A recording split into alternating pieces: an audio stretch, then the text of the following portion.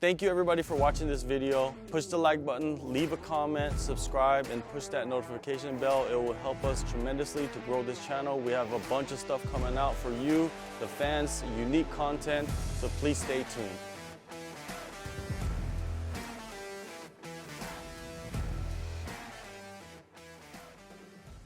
JHK here for the All-Star, and joining me right now is UFC middleweight Dustin Stoltzfus. Dustin, thank you so much for the time, man. I believe you're sitting in Las Vegas. You've been stateside for a while? Yeah, I got here on the 22nd, I think, of November. So I wanted to give myself a little bit of time to acclimate and get used to the dry air. That gave me a little bit of issues last time with sinus infections and the 9-hour time difference as well as can be a bit of a doozy. So decided to give myself ample time, and yeah, I've been out here training and living it up for the past couple weeks. Living it up, yeah. Vegas, the desert. I could understand the dust and all that junk, right, flying around. So how's your time? How's your time been, in Vegas? What have you been doing there? Good. I mean, since my last 3 fights have been here in Vegas, I've become pretty integrated in a couple of gyms here. So I've been getting some really good training with people that I know and who know me at mostly Syndicate and 10th Planet, as well as at the PI. So I've been getting some really good work in, feel great, and feel very acclimated now. It took a little while. I had a bit of a rough time with jet lag this time around, but fortunately I took the time to come over here a little early and feel really good with it.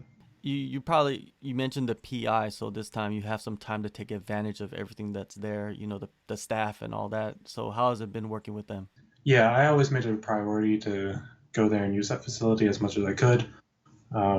People are great. The physical therapy and recovery stuff that they have there is, especially for this stage of camp where everything hurts, you're tired, and just to be able to schedule a couple of rounds of massages or after a hard training, hit the jacuzzi and the ice bath has been great.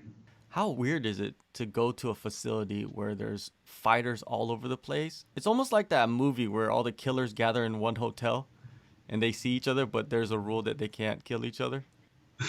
Um, it's not too weird. Most of the fighters are pretty chill, and there's a lot of faces for especially the Vegas fighters who are here all the time, that and familiar with, and so and especially like across weight classes like lightweights and heavyweights and women's bantamweight. I'm not going to be fighting them, so there's absolutely no tension with most of the people there, and it's just sort of cool. Everyone's working on the same goals, and so it's a very motivating atmosphere.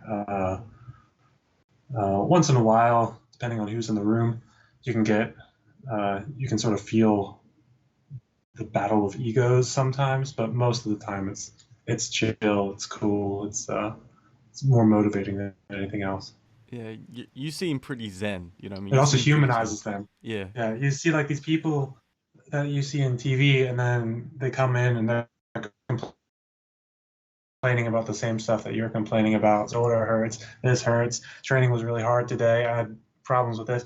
But it makes it all a little bit more normal. So that's cool too. Who have you been working with there? I work a lot with Corey Hendricks. He was in my corner for my Contender Series fight. We get along really well, and he's a great sparring partner, training partner.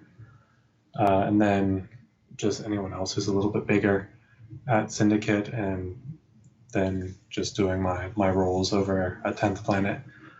So Andy's getting ready to grapple Sean Strickland, so he was also happy to have a middleweight body to work with, even though I'm not as big as Sean, and have a completely different style.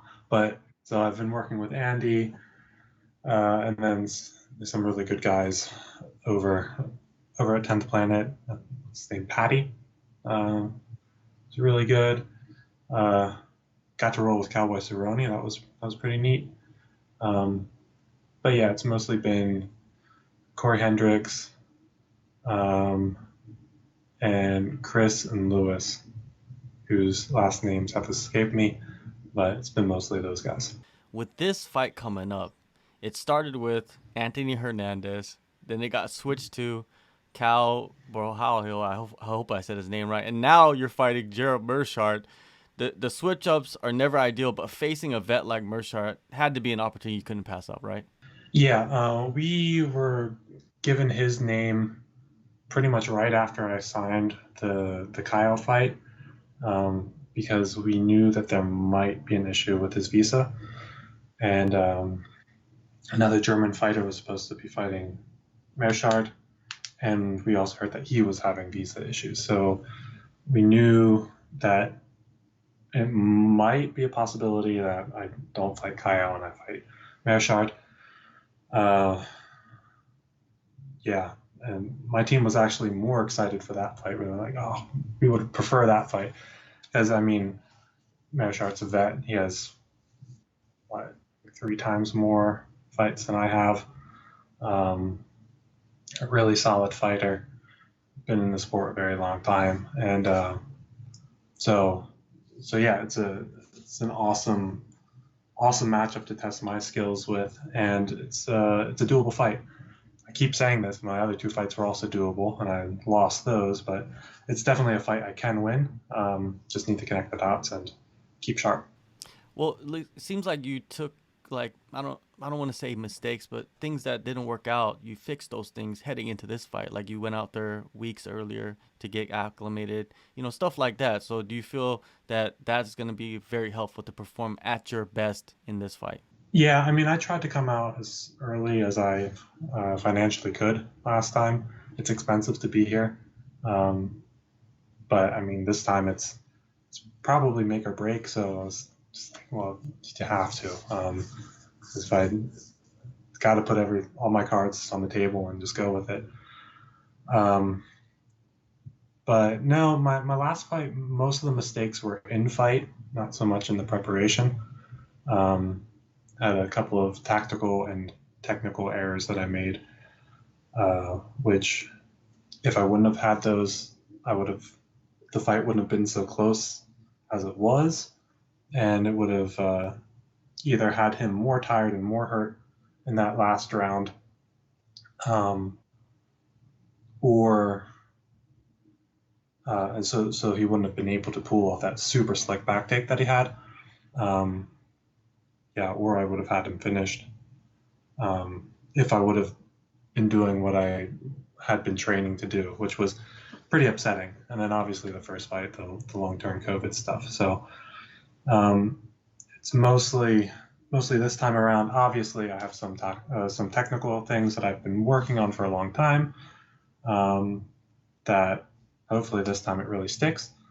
But I think the biggest issues with the last time wasn't necessarily my preparation. It was with my mindset and what I was actually able to do in the fight. That was more of the problem last time than the preparation itself. With Meerschaert, what do you think about his style? To be honest, I haven't done a whole lot of tape watching on him yet, because we got that switch so late in the camp where I'm already pretty tired and just don't feel like doing that yet, but I'll get to it. But my coach has been doing a lot of that research. He's good everywhere. He knows what he's doing. He's been here for so long and he's been doing this for so long. He's going to come in and there's nothing that's going to really surprise him, in the sense of if it stays on the feet, he knows how to fight on his feet. If it goes to the ground, he knows how to fight on the ground. So I just need to make sure that wherever we are, that I'm pushing my pace and that I'm technically clean, because I think I'm the better martial artist. I think my technique is better on the feet and on the ground. And I also think I'm the better athlete, but he's a great fighter. He goes in, he hits his rhythm, he puts pressure on you, and he does his thing. So if I can keep it clean, technical, uh, then I think I'll have a good advantage. If it gets ugly, I know how to fight ugly too, but I just need to make sure I'm crossing my T's and dotting my I's and going in there and doing the things that I've been training to do all this time, and really, um, yeah, and really showcase that what I can do, and then it should be my fight. Meerschaert, he's known, more for his groundwork and his finishes, right? And your last fight was against one of the better ground specialists in the division, Rodolfo Vieira.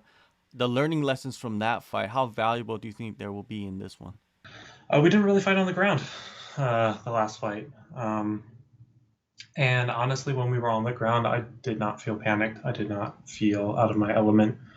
Um, I'm a black belt too. I mean, I know my way around on the ground. I feel very confident on the ground. If we hit the ground, it's not like I'm gonna just panic and not know what to do. I'm going to be attacking, and if I feel like I want to stand up, then I'll stand up. I think I showed that in my last fight pretty well. Rodolfo took me down a couple times, and I just got right back up. Um, so him being strong on the ground isn't necessarily a deterrent for me. It's like, let's go on the ground. I'm all into that. But not sure where I wanted to go with this.